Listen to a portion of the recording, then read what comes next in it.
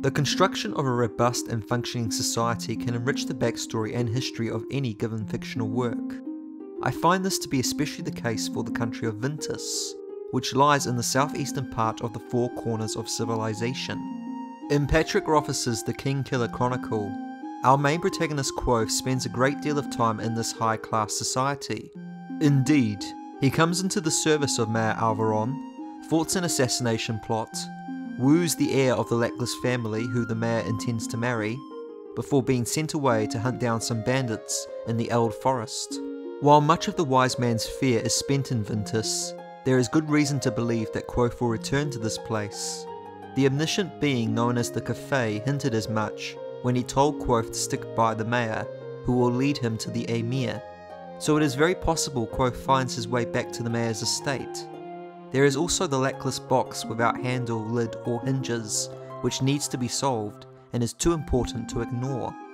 Much of what we learn about Vintas is through Kvothe's interactions with Maer Alveron, who is every bit a king without a crown. In chapter 56 of The Wise Man's Fear, Kvothe and the Maer are having a discussion about power. Specifically, they are debating the differences in the notions of power which is inherent to that which is granted. Alveron says that most nobles believe their power is inherent, that it is a privilege vested in them simply by being noble born, but Alveron claims to know the truth. The power that nobles have, including himself, is granted. People do what nobles command because they choose to.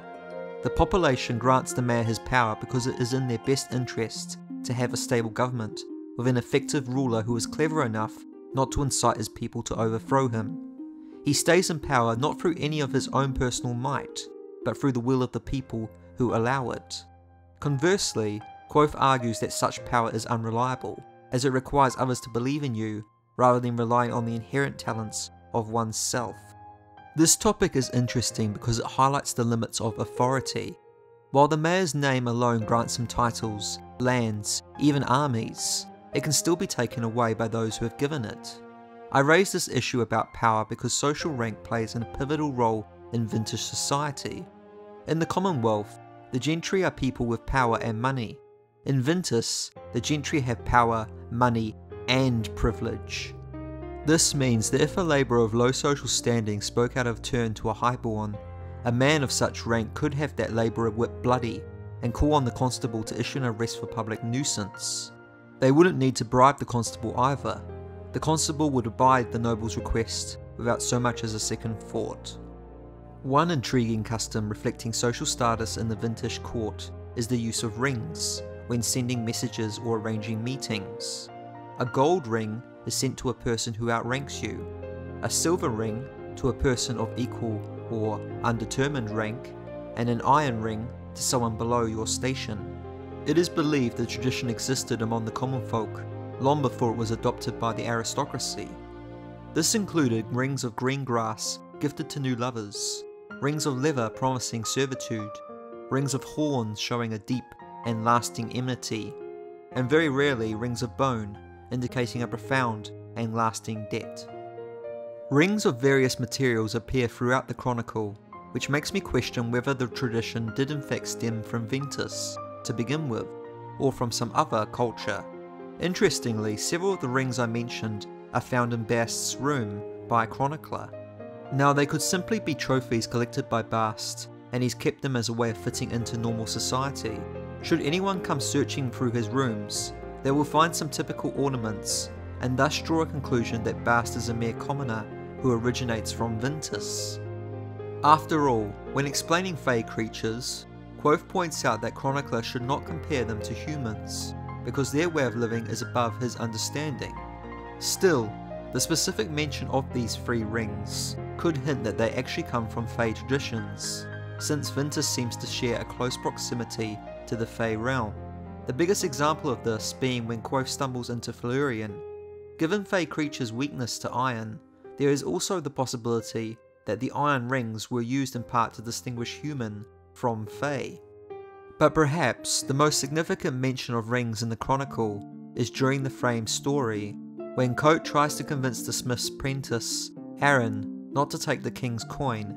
Kvothe reveals to Aaron that he is in fact Kvothe, and beckons the young lad to listen to his story, so that he doesn't throw his life away fighting some war. However, Aaron doesn't believe Kvothe because it's a big truth to swallow without proof. To prove his point, the smith's apprentice mentions that if he really was Kvothe, he'd be wearing rings on all his fingers. On his first hand he wore rings of stone, iron, amber, wood and bone. There were rings unseen on his second hand, one blood in a flowing band, one was air or whisper thin, and the ring of ice had a flaw within. Full flately shone the ring of flame, and the final ring was without name. There's a good chance that the rings on his first hand are all rings Kvothe has amassed during his adventures. We know students make rings in the university to show their mastery of names. We have seen Fella making and wearing a ring formed from a river stone. Either the stone ring is Fella's or one that Kvothe made for himself after he mastered the name of stone. I lean more to the latter of the two theories, given the fact that when Eladin says the name of stone during the events of the first book, we hear the actual name pronounced in the retelling. Compare this to when Master Alxadal calls upon fire. All Kvothe hears is the word fire. Thus, there is strong evidence to imply that Kvothe will learn the name of stone. The iron ring is an obvious reference to when Kvothe was in the Maer's service. Although it could well be that some of the rings are nonsense, a fabrication designed to heighten Kvothe's reputation and make others fear him. This is especially the case for the amber ring. The basis for this is that the amber ring is first brought up by Will in a casual conversation between friends, when each boy is discussing what they want.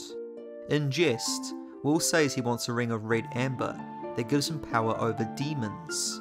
This comes up again later at a bar, when Kvothe overhears a tale that he had owned a ring of amber which could force demons to obey him. Will's passing comment is likely the origin of that myth, which then grew into a story spun off from Kvothe's adventures in the Fey realm.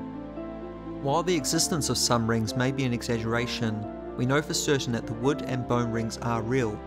Kvothe is given a wooden ring by Meluan Lackless before leaving the court, which was intended as a grave insult. The implication of such a souvenir from Meluan means that she regards Kvothe as inhuman and beneath contempt for being one of the Ademaru. However, I should point out that Kvothe also receives a wooden ring from Ori, but given her kindness towards him, it is doubtful she meant it as an insult in line with the Vintas traditions. Whether the wooden ring refers to Meluan's or Ori's is anyone's guess. As for the ring of bone, we know Kvothe gets one from the Maer's manservant Stapes as a token of his appreciation for saving the Maer from Cordicus's poisoning. This is in concordance with the Vintas tradition of trading rings, and represents a long-lasting blood debt between two men. When Kvothe falls out of favour with the Maer, he attempts to return the ring to Stapes, only for Stapes to refuse him. I take this as foreshadowing that this debt will be called upon in the third book. Perhaps Kvothe, exiled from the university and on the run, calls on a favour from an old ally who helps fake his death and assists him with the paperwork necessary for establishing his new identity as Kvothe in a small town of little importance, nestled far away from everything. Now, the second hand with rings unseen is the more intriguing of the two. They could be the names he has mastery over. At the end of Book 2, Kvothe is putting in serious work with Eladin towards mastering the name of the wind, so he may well legitimately earn a few more names by the time of Book 3, now that he understands Eladin's way of teaching. Although it's just as likely that the rings unseen are metaphors for his experiences, not strictly about the names he knows. The ring of blood could be an analogy for him using his own blood to overcome difficult situations, like when Kvothe takes a bandit's dead body and links it with sympathy to his fellow archers, while slicing away at all of the dead bandit's body parts. Again, this is probably another story that got distorted over time, leading to the creation of a fabled blood ring, especially considering it takes place in Vintas, where people are naturally superstitious of the arcane arts. The Ring of Air is clearly an allusion to Kvothe's mastery over the name of the wind. Towards the end of the Wise Man's Fear, Eladin asks Kvothe how long before he can make a Ring of Air, and Kvothe jokes, who can tell if he already has.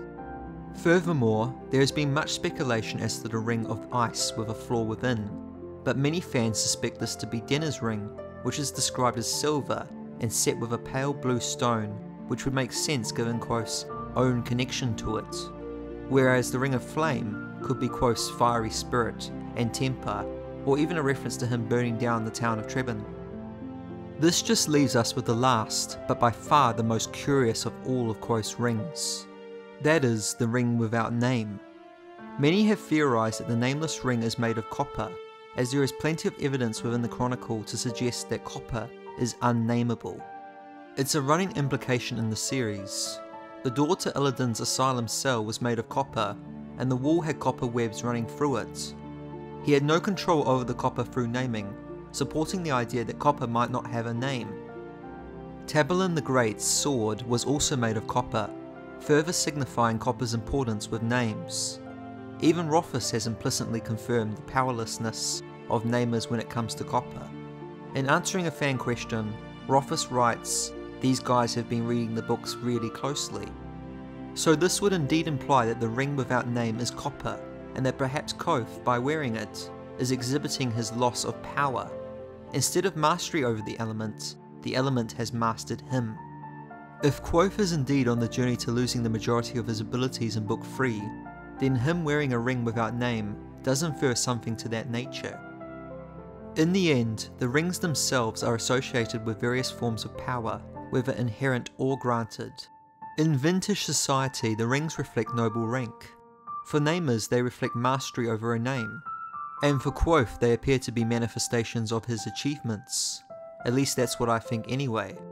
But I'm curious to hear your thoughts and theories on the subject. Leave your comments below. And if you enjoyed this video, do consider supporting the channel by giving a like and subscribing. I talk more about the Vintas line of succession in my previous Kingkiller video concerning Ambrose, so check that out if you're interested. Thanks, and have a great day.